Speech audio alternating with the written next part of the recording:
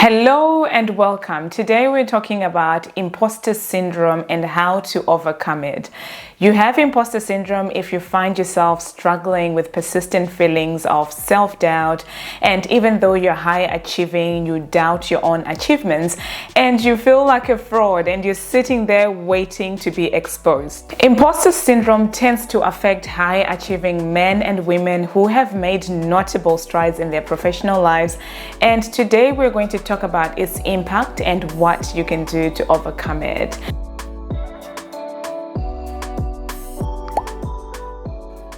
Before we get into it, if you haven't subscribed already, do so now and hit the notification bell to get notified every time we publish new episodes, which is Monday, Wednesday, and Friday. Also, sign up for our How to Get a Promotion Quicker workshop. Link is in the comments. Last week, I spoke to two amazing women and I asked them what their biggest struggle is when it comes to career growth. They told me that their biggest challenge is imposter syndrome. Mind you, I'm speaking to two different women in two different parts of the world. They don't know each other and they're telling me that they struggle with the same problem. One of them, Lisa, is a high achieving millennial who has worked hard to get a promotion and she's gotten a salary raise, and right now she feels like a fraud because she's thinking that, you know what, this must be a fluke and something is going to happen and I'm going to be exposed and people are going to know that I was faking it all along. Well, if you feel this way, then you're not alone, and here's what you can do in order to shift this situation. The first step in overcoming imposter syndrome is actually acknowledging your achievements. As human beings, we forget to look back and actually appreciate ourselves for the far that we have come. One of the women I spoke to the other week, she told me that she's going to start maintaining a journal and writing down her accomplishments along the way. So you know how you probably have a personal journal for your own, personal life and whatever happens there. You can buy a small little journal just for work and start writing down every time you make an achievement, every time you get kudos from your team, every time you accomplish a massive project. Write it down so that when you start, when imposter syndrome comes along and you start doubting yourself and feeling like a fraud, you can actually go back and see that, you know what, this month, this is what I've achieved. So write it down and keep track of your achievements. Second thing is embrace the learning process with a growth mindset. Instead of holding yourself to this unrealistic level of performance, acknowledge that you're a human being, you're prone to making mistakes, and that's okay. This will make you feel relaxed as you go in to tackle bigger projects. You'll stop wasting time doubting yourself because you have a growth mindset. A growth mindset looks like this, and I actually learned this when I read Carol Dweck's book. Her book is called Mindset, and she talks about how, as a child, you fall so many times when you're learning to walk, but children don't have ego, so they don't give up, they keep on learning. Imagine if a child, after falling, just put their hands up and like, Mom, I am tired of falling, I don't want to keep on learning anymore, and then they stop learning how to walk.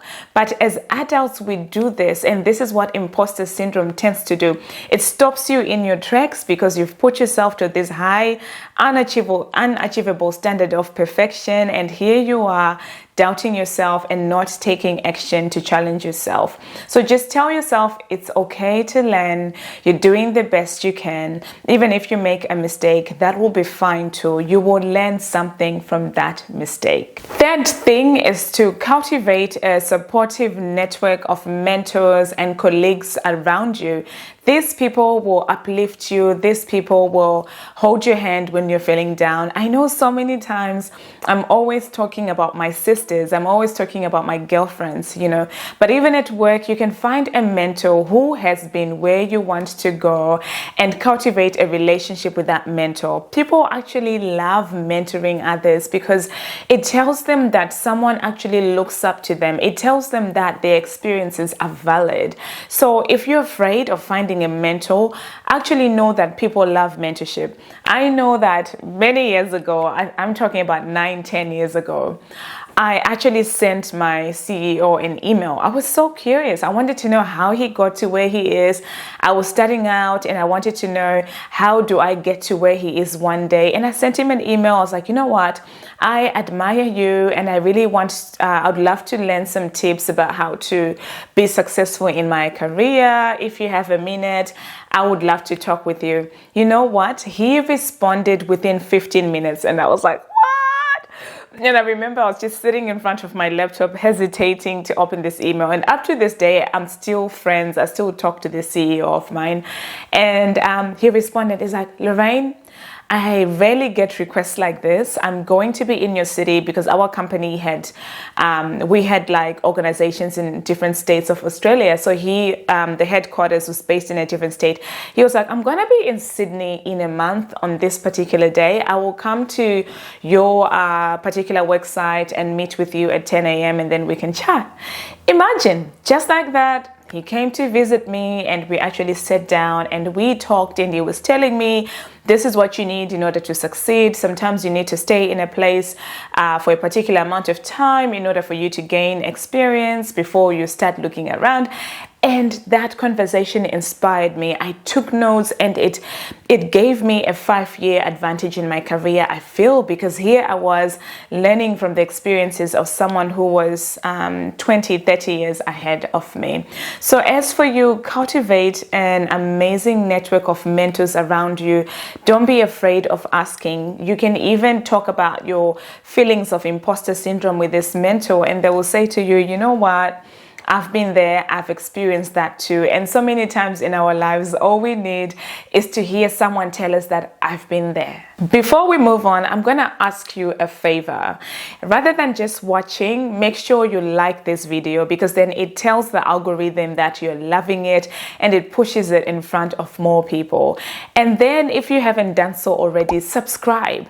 That way you will know every time we upload new episodes, which is every Monday, Wednesday, and Friday. And to take this relationship even 2 steps further, hit that notification bell so that you will know, you'll be the first one to be told when the new video comes up. The 4th step is a favorite of mine. Reframe negative thoughts with self-empowering positive ones. I call this process the process of realigning subconscious limitations, and it's a process that I dig deep in with my clients in our Reignite Bootcamp. And what I mean by this is we all have limiting self-beliefs that hold us back, and unfortunately these self-limiting beliefs are actually created from our childhood, and then they wreak havoc in our lives subconsciously without us even thinking about it.